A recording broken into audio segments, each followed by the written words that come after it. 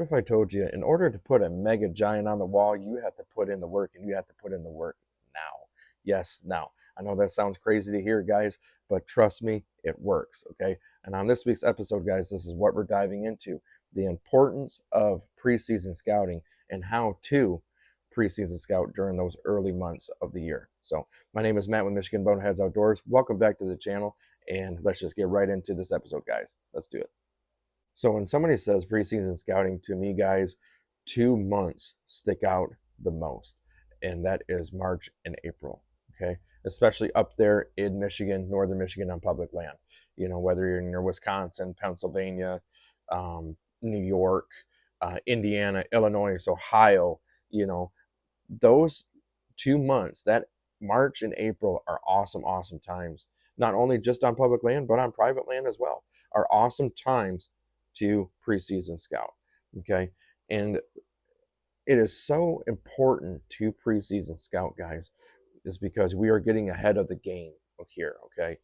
What happened, what that's why we love preseason scouting, is that everything is kind of frozen in time, so to say, on what happened in October, November, December, because the snow came in, covered the ground, and the ground hasn't had enough time to make any new foliage or anything like that. So what I mean by frozen in time is all the sign in those months, you're able to read all that.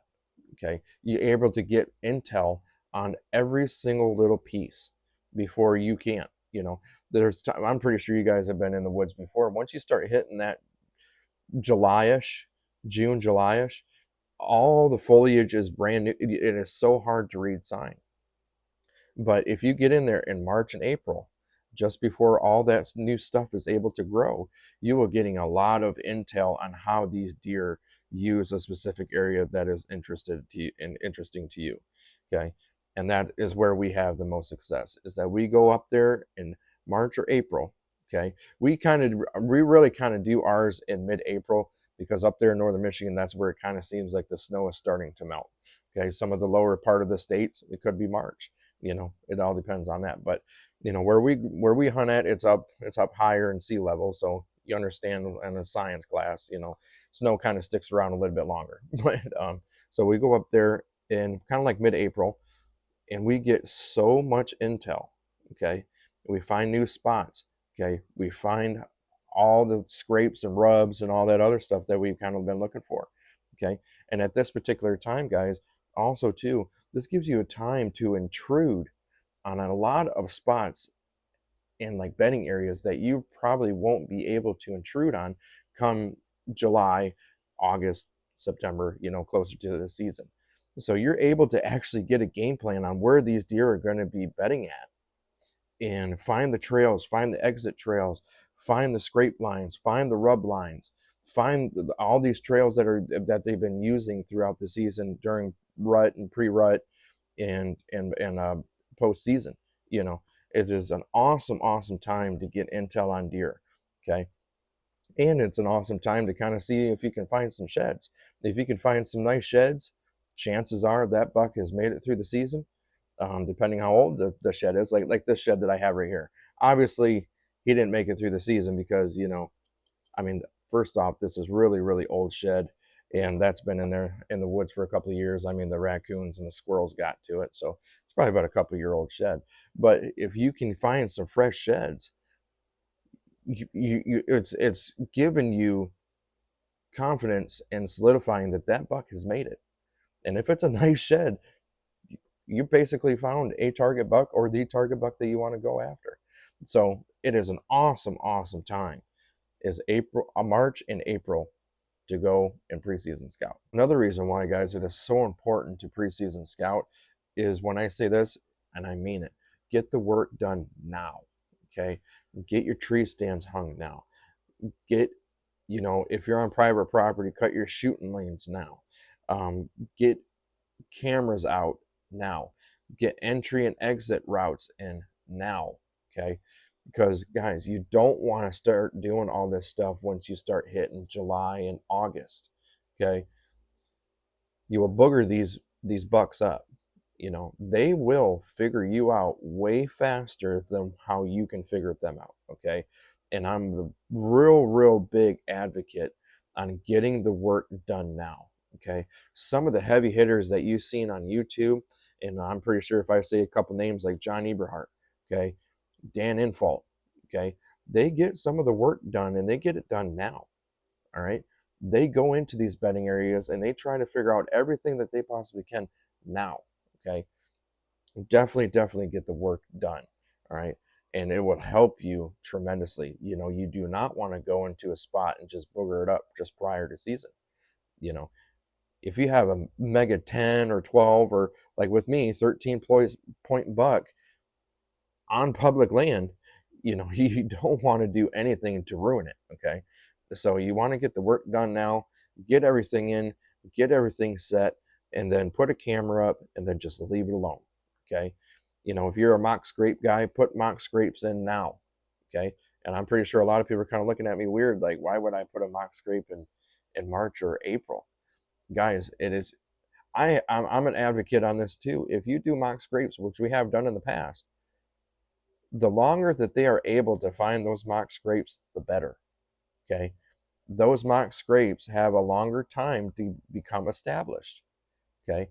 And you will get a lot of intel on what type of bucks are in the area a lot better when it comes to April. Okay. Put them in April. I even have a video on some of the products that we use on there on my channel. Dude, I'm telling you, April, if you can do it in April, and then you have May, June, July, August, September, October. That is 8 months that mock scrape was been out there, and how much intel probably that you're going to be able to get on just that one mock scrape that you probably have. You know, it's going to help you out tremendously, and you're going to be getting a lot of intel and a lot of bucks. Okay, on those mock scrapes. Then you can kind of get a game plan on actually try to get one of the monsters on the ground. All right, but definitely put in the work now, guys, and just watch. One come October, the type of success that you guys are going to be having, I guarantee you that. So do the work now. Now, guys, we went through a couple of the important reasons why you should preseason scout. Now we're going to be going into the how-tos. Okay. This took me quite a few years to figure it out, but I've had tremendous success since I figured it out. Okay. Sorry for the whiteboard. I know it's been on a couple of videos, but I am a visual learner. I feel like a lot of people kind of get it and kind of grasp it a little bit easier when they have something to kind of look at and kind of reference back to, instead of just looking at a screen and just trying to process everything. So I'm a visual learner. So I'm sorry, guys, if you're getting tired of the whiteboard, but I love the whiteboard, and it just makes it a little bit more easy for people to understand. So for me, how to preseason scout. All right. There is a lot of factors when it comes to preseason scouting and how to preseason scout, guys, the right way. Okay. And what works for us is this on the board. Okay. And we're going to go down the line here one by one and give you a bit of a brief description. Okay. How to preseason scout. Okay. Obviously, first you got to find a spot. Okay. We do that via satellite or boot leather on the ground. Okay. We either look on Google Earth, or we actually, like I said, we just shed some boot leather and just start walking. Me and Pop there, we can put some miles on the ground. Okay. Preseason scouting. All right.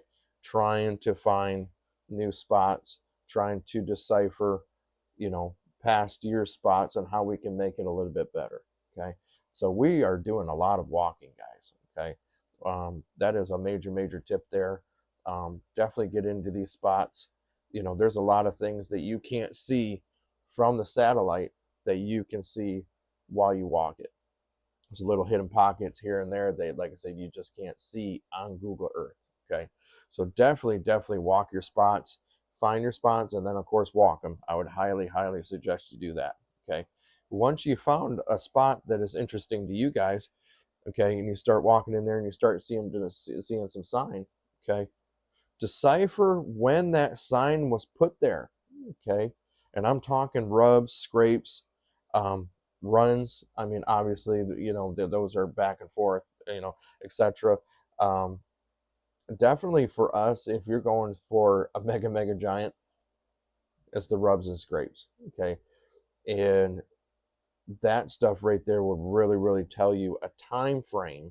Okay, a time frame on when those bucks are going to be in there. Okay, I got a whole bunch of videos on my channel, guys, that can go into the in depth in this type of subject a lot more. So if you can just peep some of the videos on the channel, it would really help you.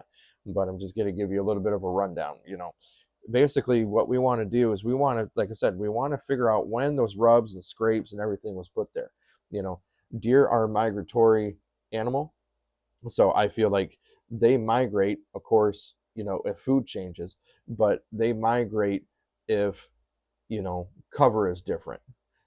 They can be there for just a short period of time for this season because it has cover, but once the foliage and everything drops, then they skedaddle to somewhere else. Okay, they're not trying to make themselves vulnerable. All right, rubs. When are those rubs put there? There's early season rubs, preseason preseason rubs, early season rubs, pre uh, pre rut rubs, rut, all that and so forth. Okay, you need to figure out the time frame. You know, you need to figure out on how to read rubs. There again, I got another video on our channel that actually shows you how to read rubs and how to decipher rubs and what they mean. Okay, but definitely decipher when that sign was put there, guys. Okay, that's really going to help you. Okay, now here comes a really, I feel like 70 to 80% of the game is this other one. Okay, is this, how are you going to access and exit this spot? Okay, you found a spot, you found the sign. How are you going to get in there? How are you going to leave that spot?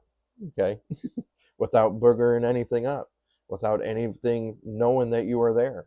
Okay, you're going to have to put your thinking cap on. I highly suggest you use different trails. You use a different access and a different exit trail. Okay, because if you use the same trail for both, man, these deer are going to clock you and you're just going to be completely out of the game before you even get out of the truck. Okay, I'm being dead honest with you.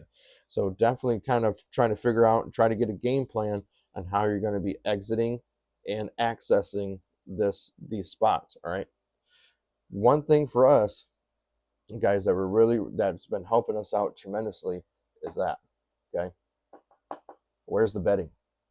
All right, even Dan Infault, all right, the hunting beast himself, notorious for getting on the fringes of bedding. Okay, and I've done that over the past like 4 or 5 years. Okay, been listening to Dan and been listening to John. Okay, and this is a big one here.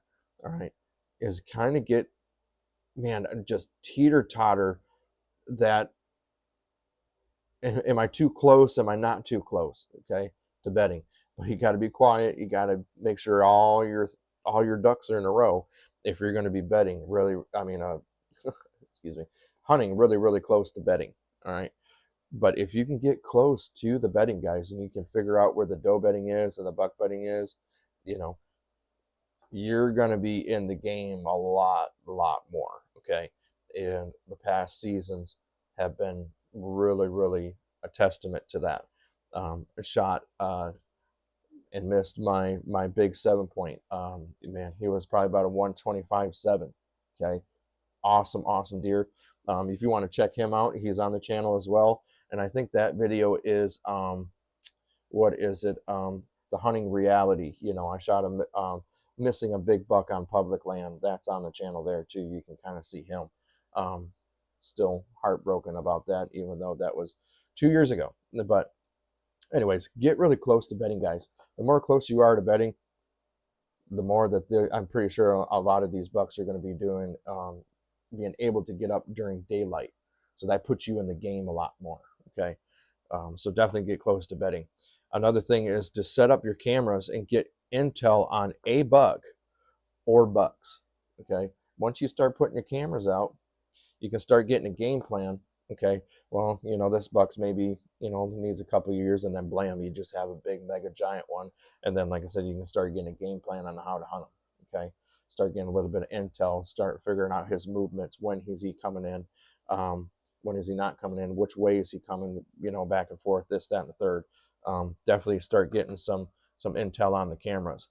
And once you get all this stuff, guys, you found a spot, you deciphered when the sign is put there, you found your access and exit spots, you're getting really close to the bedding because your cameras are telling you that you got some good intel on some bucks. Set a goal for those bucks. What is your goal? Obviously, hopefully, your goal is to get them on the ground. And that is what we're trying to do when it comes to preseason scouting, is get the work done now. So when it comes season, you're tagged out, and then you got a, hopefully a nice 140s, 150s on the ground before even your buddies or whatever it may be, before they even started hunting that year, the one thing too, guys, and just a little bit of, I would actually say some tips when it comes to big deer. Okay. And I'm talking, 130s on up. All right. That October 1st through the 5th, okay? That time frame right there, guys, and it is like statistics even show it, okay? That's a major time to put some megas on the ground when they're like 130 and above, because they're still on a feeding pattern. They've had some bullets flung at them, they've had some arrows flung at them, they probably got hit with a few things here and there. That October 1st through the 5th is an amazing time to put megas on the ground. Okay. After the 5th, depending too on how much pressure the public land is getting, or how much pressure your private property is getting, if you let some buddies go on it, or whatever, obviously that's your property, you can do as you wish. But they start getting extremely nocturnal after the 5th, and then blam, they start getting doed up here in the next week, the October lull. That to me, I think that's just a myth. They're already doed up, they're already locked down, and then blam, once the rut comes, they already did their thing with that doe, and then blam, they're going on and going looking for another doe. So definitely, this time frame is hot. It's really on fire. If you really want to get a mega giant on the ground really early. So, and there you have it, guys, the how to and the importance of preseason scouting. Okay. I'm really confident, guys. Once you start preseason scouting, you're just going to see your success rate go through the roof. And since we've done it too, guys, our success rate has gone up tremendously. So hopefully this video will help you out. Please let me know in the comments if it does. And if you guys can, if you like what you're hearing and seeing, please give me a subscribe to the channel. We really appreciate it. We're at 122 subscribers, but we can't do it without you, and we just want to keep on going up from here. So if you can, guys, just give us a subscribe. We really appreciate it, and we'll see you on the next one. And until then, guys, always remember, keep bringing traditions back home. Later, guys.